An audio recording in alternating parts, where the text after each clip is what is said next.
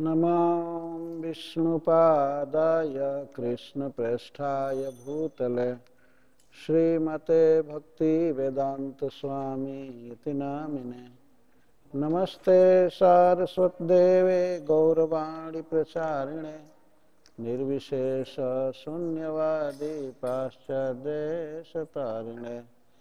जय श्री कृष्ण चैतन्य प्रभु नित्यानंद श्री अद्वैत गदाधर शिवासादि गौर भक्तवृंद। हरे कृष्णा कृष्ण कृष्ण हरे हरे, हरे राम राम राम। नमो विष्णुपादाय कृष्णप्रेष्ठाय भूतले श्रीमते भक्तिवेदांत स्वामी इति नामिने। नमस्ते सारस्वतदेवे गौरवाणी प्रचारिणे निर्विशेष शून्यवादी पाश्चात्यदेशतारिणे। ओम नमो भगवते वासुदेवाय।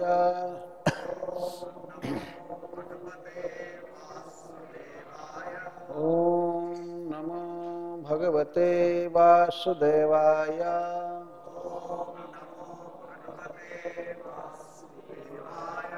ओम नमो भगवते वासुदेवाय।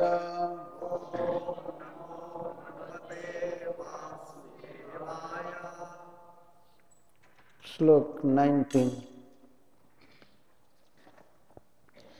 ततोन्यदा विशदगेहां कृष्णपत्न्यः स नारदः योगेश्वरेश्वरस्याङ्ग योगमाया विवित्सया। ततोन्यदा विशदगेहां कृष्णपत्न्यः स नारदः योगेश्वरेश्वरस्याङ्ग योगमाया विवित्सया। ततः इसके बाद अन्यत दूसरे आविशद प्रवेश किए गेहां घर में कृष्ण पत्नियां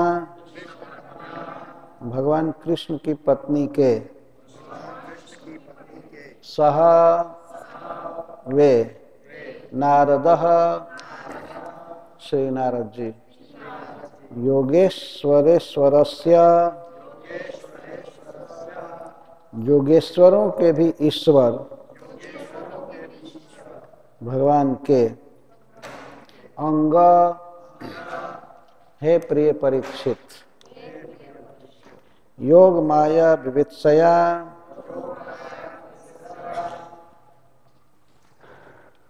स्वरूप शक्ति के वैभव को देखने की इच्छा से। कल यहाँ पर यह वर्णन किया गया था कि श्री नारद जी जब सुने कि भगवान श्री कृष्ण एक ही स्वरूप से 16,108 पत्नियों से विवाह किए हैं, कन्याओं से विवाह किए हैं, तो उन्हें बड़ा कौतूहल हुआ कि भगवान अपनी पत्नियों के साथ कैसे कैसे व्यवहार करते हैं, कैसे कैसे निर्वाह होता है।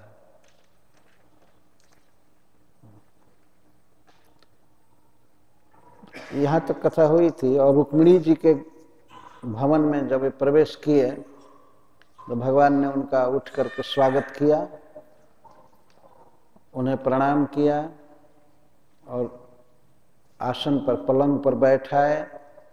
इसके बाद उनका चरण कमल धोए और उस चरण कमल को अपने चरण कमल के जल को अपने सिर पर रखे भगवान और पूछे कि मैं आपका क्या प्रिय करूं। आपकी क्या सेवा करूं, कैसे आए। तो श्री नारद जी कहे कि आप मेरे लिए अनजान नहीं हैं, मैं समझता हूँ आपकी कृपा से, आपके रहस्य को। आप जगत के हित के लिए यहाँ अवतार लेते हैं इस संसार में और ऐसी लीला करते हैं जिससे जीवों का कल्याण हो। और विशेष करके आप गृहस्थों के धर्म की शिक्षा दे रहे हैं इस समय द्वारका में। तो यह कहने के बाद फिर नारद जी दूसरे घर में प्रवेश किए।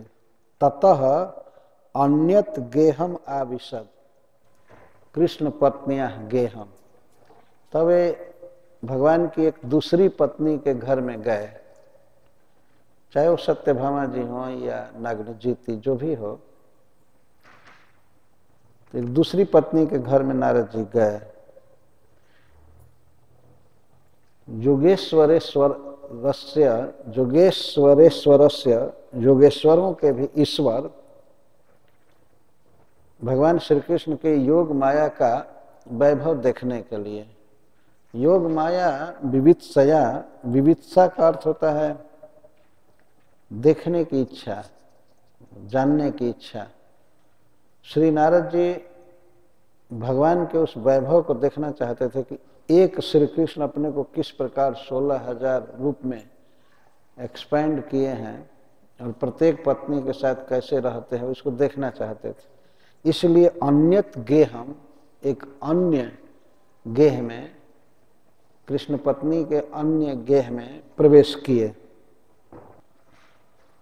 Narad then entered the palace of another of Lord Krishna's wives. My dear king, he was eager to witness the spiritual potency possessed by the master of all masters of the mystic power. जितने भी योगेश्वर हैं, जो योग के बिल्कुल master हैं, तो उनको योगेश्वर कहते हैं। योग ईश्वर योगेश्वर, और भगवान श्री कृष्ण योगेश्वरों के भी ईश्वर। योगेश्वर कहा जाता है भगवान शिव को, और शनकादिक, नारद जी स्वयं ही एक योगेश्वर हैं, भक्ति योग के आचार्य हैं। और अन्य भी योगी जन जो अद्भुत शक्ति रखते हैं, वो छोटा से छोटा बन सकते हैं, सूर्य के किरणों के सहारे आकाश में चल सकते हैं, वायु में चल सकते हैं, पानी में चल सकते हैं, अपनी इच्छा के अनुसार कोई भी चीज मंगा सकते हैं, बड़ी से बड़ी वस्तु का भी निर्माण कर सकते हैं और छोटी से छोटी वस्तु बना सकते हैं। अपने को वो एक मच्छर से भी छोटा बना करके कहीं जा सकते हैं। दूसरे प्राणियों के हृदय की बात, जो उनको योगेश्वर कहते हैं, योगी कहते हैं। और ऐसे योगियों में जो श्रेष्ठ हैं उनको योगेश्वर कहते हैं। और श्री कृष्ण तो योगेश्वरों के भी ईश्वर हैं, तो सबसे श्रेष्ठ। तो श्री नारद जी दूसरे घर में प्रवेश किए, तो वहां पर भगवान श्री कृष्ण जुआ खेल रहे थे। किसके साथ? अपनी पत्नी के साथ और अपने मित्र उद्धव जी के साथ। जस्ट वो खेल था, ऐसा नहीं कि दाव रखा गया था, इतना हारना, जितना, ये करना, करना। लोभी लोग गैम्बलिंग करते हैं। ये भगवान श्री कृष्ण वहां जो खेल रहे थे, पत्ता खेल रहे थे, तो नारद जी ने देखा। दिव्यंतमक्षैस्तत्रापि प्रियया चोद्धवेन च पूजितः परया भक्त्या प्रतुत्थानाशनादिभिः। तो वहां पर भगवान श्री कृष्ण जब पत्ता खेल रहे थे, अक्ष खेल रहे थे, किसके साथ? प्रियया उद्धवेन च, अपने प्रिया के साथ और उद्धव जी के साथ, और कोई नहीं था। 3 आदमी खेल रहे थे प्रिया के साथ, उद्धव के साथ। यह एक दृश्य बताया जा रहा है कि किसी गृहस्थ व्यक्ति को कभी कभी अपनी पत्नी के साथ कुछ कंपटीशन वाला खेल खेलना चाहिए। ये आजकल के गृहस्थों को तो फुर्सत ही नहीं है पत्नी के साथ बैठने की। सवेर हुआ और कार से हुर जा पर चला, शाम हुआ आकर के किसी तरह खा पी कर ज्यादा से ज्यादा टीवी देख लें, यही काफी है ना। बहुत दुखद समय आ चुका है, लेकिन भगवान दिखा रहे हैं कि गृहस्थ को कैसे होना चाहिए। तो और पूजितः परया भक्त, जब भगवान ने नारद जी को देखा उस घर में तो वे खड़े हो गए, प्रत्युत्थान आसनाद भी खड़े हो गए। और जैसे पहले वर्णन किया गया था कि रुक्मिणी जी के साथ थे तो उठकर नारद जी का स्वागत किए, तो दूसरे घर में भी भगवान जो ताश खेल रहे थे उठ करके नारद जी का स्वागत किए। सबसे पहले वे खड़े हो गए, हाथ जोड़ करके साष्टांग प्रणाम किए और आसन आदि दिए नारद जी को, फिर चरण धोए, पूजा किए। परया भक्त्या, परम श्रद्धा के साथ पूजा किए नारद जी की। वैसे चरण धोना, चरण धोवन के जल को माथे पर रखना, फिर पूछना मैं आपकी क्या सेवा करूं, ऐसे। और फिर पूछ दिया कैसे कैसे हैं आप, आपका समाचार कैसा है। पृष्ठश्चा विदुषेवा सौ कदाया तो भवानीति। भगवान ऐसे लीला कर रहे थे कि लगता था उनको पता ही नहीं है नारद जी के आने का। और विदुषाई व, और पूछे कदा याता भवानीति, भगवान कदा आयाता, आप कब आए द्वारका में। जबकि इसके पहले उनका चरण धोया गया था, स्वागत हुआ था रुक्मिणी जी के भवन में। पर इस भवन के लिए तो नारद जी अज्ञात ही थे, तो भगवान ने कहा आप कब आए और क्या हाल चाल है सत्यलोक में, आपके पिताजी क्या कर रहे हैं, मतलब ब्रह्मा जी का हाल चाल बताइए, अरे कब आए। क्रियते किम पूर्णा नाम अपूर्ण ही अस्मदादिभिः, आप सब प्रकार से पूर्ण हैं। वास्तव में जो भगवान के परम भक्त होते हैं वो पूर्ण होते हैं, उनको किसी चीज की अपेक्षा नहीं रहती है। और गृहस्थों को हमेशा अपेक्षा रहती है, वो हमेशा अपूर्ण है। तो जो पूर्ण है उनका अपूर्ण क्या कर सकते हैं। भगवान कहते हैं कि अपूर्णा नाम अपूर्ण है अस्मदाद भी किम क्रियते, आप तो पूर्ण हैं सब प्रकार से और हम लोग अपूर्ण हैं। हमेशा कुछ न कुछ अभाव बना रहता है गृहस्थों को। तो जो अभाव में है, जो अपूर्ण है, वो पूर्ण लोगों की क्या सेवा कर सकता है। अर्थात कुछ नहीं, मैं तो केवल आपको हाथ जोड़ सकता हूं, प्रणाम कर सकता हूं, मैं आपको क्या दे सकता हूं। जो आत्माराम मुनि जन होते हैं, भगवान की भक्ति के आनंद में रहते हैं, उन्हें अन्य किसी वस्तु की अपेक्षा नहीं होती है। हमको ये मान मिले, हमको ये वस्तु मिले, हमको ये चाहिए वो चाहिए, और आगे के लिए भी हमें कुछ डिपॉजिट डॉलर चाहिए, ये चाहिए वो चाहिए, उनको ऐसी इच्छा नहीं होती है। भगवान की भक्ति के आनंद में सराबोर रहते हैं। तो भगवान श्री कृष्ण कहते हैं कि आप लोग पूर्ण हैं, सुखी हैं वास्तव में, और हम लोग दुखी हैं, अपूर्ण हैं। तो हम अपूर्ण लोग आप पूर्ण लोगों की क्या सेवा कर सकते हैं। जो विरक्त होते हैं, महात्मा होते हैं, वास्तव में यदि सच्चे ढंग से भजन करें तो उनको इतना सुख प्राप्त होता है जो सुख गृहस्थों को कदापि नहीं मिलता। एक बार की घटना है, यदु महाराज अपने कुछ मंत्रियों के साथ भ्रमण कर रहे थे, तो कावेरी नदी के तट पर वे गए। कावेरी नदी दक्षिण भारत में है, तो वहां देखे एक अवधूत को जो नदी के तट पर लेटा हुआ था। अवधूत का मतलब होता है त्यक्त शरीर आदर, जो शरीर का आदर न करे उसको अवधूत कहते हैं। न अच्छा से केश संवारता है, न नहाता है ठीक से, न कपड़ा रखता है, उसको अवधूत कहते।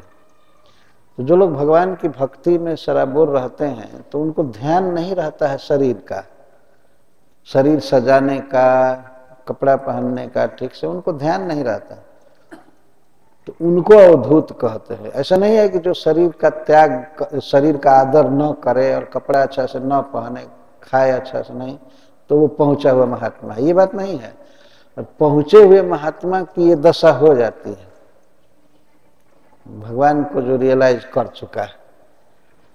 तो पूछे जदु महाराज, देखे कि वो अवधूत पूर्ण आनंद में है, कोई साथ में नहीं था, अकेले थे कावेरी के तट पर। वास्तव में भगवान दत्तात्रेय थे।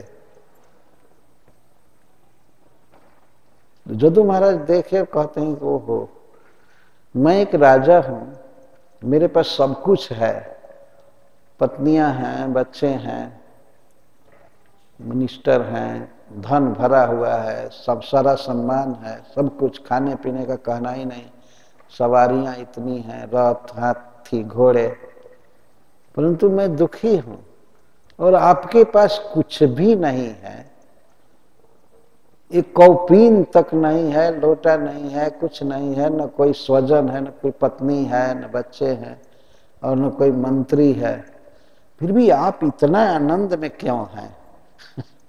किस कारण से आप इतना सुखी हैं? हमारे पास सब कुछ है लेकिन मैं जल रहा हूं, और आपके पास कुछ भी नहीं है फिर भी आप आनंद में हैं। ब्रूहि आत्मनि आनंदस्य कारणम, आप अपने आनंद का कारण बताइए। तो भगवान दत्तात्रेय ने कहा कि हे राजन, मेरे 24 गुरु हैं और उन गुरुओं से मैं बुद्धि लिया हूं, उस बुद्धि से मैं इतना सुखी हूं। 24 गुरुओं की कथा भागवत में दी गई है, तो एक पूरा वीक कहा जाए, एक सप्ताह कहा जाए, तब कुछ कुछ हो पाता है। क्या क्या किससे किसे शिक्षा मिलती। तो यहाँ पर श्री भगवान एक सामान्य गृहस्थ की लीला कर रहे हैं कि हे ब्राह्मण, आप लोग तो आत्म साक्षात्कार से परमात्मा परब्रह्म भगवान की अनुभूति से आप लोग तृप्त रहते हैं, लेकिन हम गृहस्थ लोग हमेशा मरते रहते हैं, ये अभाव, ये अभाव, ये चाहिए, वो चाहिए, ये चाहिए, हम आपकी क्या सेवा करें। अथापि ब्रूहि नो ब्रह्मन् जन्मय तच्छोभनम कुरु, यद्यपि हम जानते हैं कि हम आपकी सेवा नहीं कर पाएंगे, आपका पोजीशन बहुत ऊंचा है, लेकिन फिर भी अथापि ब्रूहि, फिर भी बोलिए, आप कुछ हमसे मांगिए। भगवान आग्रह कर रहे हैं, आप हमसे कुछ मांगिए। ये गृहस्थों का धर्म है वास्तव में। विरक्त साधु महात्माओं से पूछना, आपको कोई आवश्यकता है? तो यदि नारद जी कह दें कि नहीं, हमको कोई जरूरत नहीं है, तो भगवान कहते जन्मयतत् शोभनम कुरु, आप हमारे जन्म को शोभित कीजिए। यदि आप हमसे कुछ मांगेंगे तो हम कुछ देंगे, देने से मैं पवित्र बनूंगा, मेरा जीवन ऑस्पिशियस होगा, इसलिए आप कुछ मांगिए। आपको कुछ खिलाकर पिला करके मैं सुखी होऊंगा और आपकी इच्छा को पूरी करके सुखी होऊंगा। तो आप अपने लिए नहीं, हमारा जीवन धन्य करने के लिए मांगिए। हमको आज्ञा दे, मांगना नहीं कर रहे हैं, याचना नहीं, ब्रूहि, बोलिए आपको क्या चाहिए। अथापि ब्रूहि नः ब्रह्मन् जन्मयतत् शोभनम कुरु, आप हमारा जीवन कृतार्थ कीजिए, हमको धन्य कीजिए। हम लोग तो गृहस्थ हैं, माया में पड़े हुए हैं, बहुत जाल में हैं, आप कुछ सेवा दीजिए, आप हमको कुछ बताइए। तो नारद जी सतु विस्मितः उत्थाय तूष्णीम अन्यद अगाध गृहम्, नारद जी जो बैठे थे आसन पर, तो भगवान की बात का कुछ उत्तर नहीं दिए, विस्मित मुग्ध हो गए कि यही भगवान रुक्मिणी जी के घर में इतना स्वागत किया, अभी ऐसा कह रहे हैं कि कब आए आप, और एक गृहस्थ की तरह दीन भाव में प्रार्थना कर रहे हैं कि आप हमसे मांगिए, हमारा जीवन धन्य कीजिए। तो नारद जी विस्मित हो गए और उत्थाय, वहां से उठे चुपचाप, तुष्णिम, चुपचाप। तुष्णी का अर्थ है बिल्कुल मौन, एक शब्द भी नहीं बोले। और अन्यद गृहम अगाध, अन्य घर में आए और उस घर से उठ करके अन्य घर चुपचाप आए। भगवान की इस लीला को वो देख रहे थे। और दूसरे घर में पहुंचे, दूसरे घर में भगवान क्या कर रहे थे? तत्राप्यचष्ट गोविंदम लालयंतम सुतान शिशुन। जैसे एक स्नेहवान पिता स्नेह बस अपने छोटे छोटे शिशु पुत्रों का लालन करे, लालयंतम लालन करे, उस तरह से अपने बच्चे को गोद में लेकर खिला रहे थे भगवान। छोटे छोटे बच्चे हमेशा माँ के गोद में रहते हैं तो बैठना भी नहीं जानते हैं, चलना नहीं जानते हैं, और कितना महीना तो उनका माँ के गोद में ही बीतता है, और कभी कभी पिता की गोद में रहते हैं। तो श्री भगवान एक घर में अपने पुत्रों का लालन कर रहे थे। शिशुन सुतान, लालन का क्या अर्थ है? लालन का अर्थ है प्यार करना है। बच्चों को जो किया जाता है, माता पिता करते हैं लालन, उनको उत्तोलन करना, ऊपर हाथ में लेकर के खिलाना, कभी कंधे पर रखना, कभी गोद में रखना, कभी हंसाना, कभी चूमना, इसको लालन कहते हैं। तो भगवान एक गृहस्थ की तरह बच्चों का लालन कर रहे थे। एक एक रानी के गर्भ से 10-10 पुत्र हुए थे भगवान को, अंतराल में हुए थे, एक ही समय नहीं। 16,108 पत्नियां भगवान की हैं और उनसे प्रत्येक के गर्भ से 10 पुत्र हुए और 1 पुत्री। ये भगवान की सृष्टि की शोभा है। और सारे पुत्र भगवान जैसे सुंदर, जितना श्री कृष्ण सुंदर थे उतना ही सुंदर सभी बच्चे, कोई रोग नहीं। ऐसा नहीं था कि किसी को पोलियो हो गया हो, किसी को कुछ हो गया हो, कोई विकलांग हो गया, ऐसा नहीं, बिल्कुल पूर्ण सुंदर, भगवान जैसा सुंदर।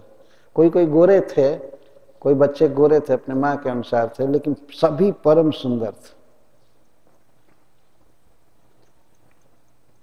तो भगवान जो चाहते हैं होता है। तो उस घर में भगवान सुतान शिशुन सुतान लालयंतम, अपने छोटे छोटे पुत्रों को लालन कर रहे थे।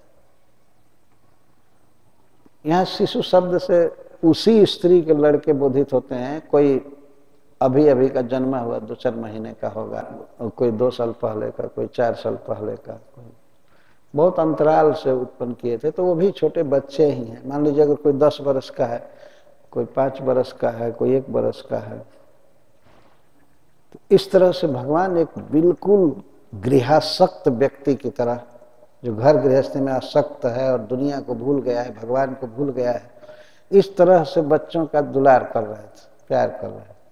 नारद जी देखे और सब जगह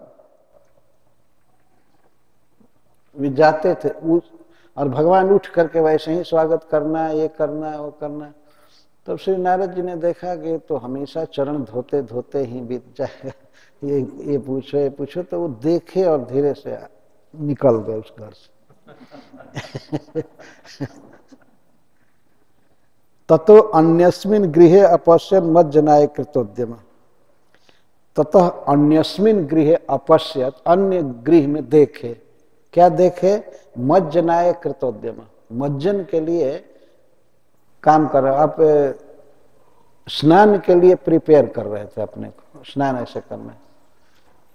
आजकल जैसे पहले के गृहस्थ स्नान नहीं करते थे, बस बाथरूम में गए, पानी से केवल नहा लिए।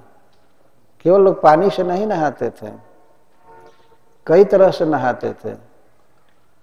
तो उबटन लगाना, तेल लगाना, कई तरह से उससे पहले स्नान करते थे। इसके बाद नहाते समय मंत्र बोलते थे, जैसे गंगा जी, जमुना जी का नाम बोलते हैं। आज भी भारतवर्ष में लोग नहाते समय भगवान का नाम बोलते हैं।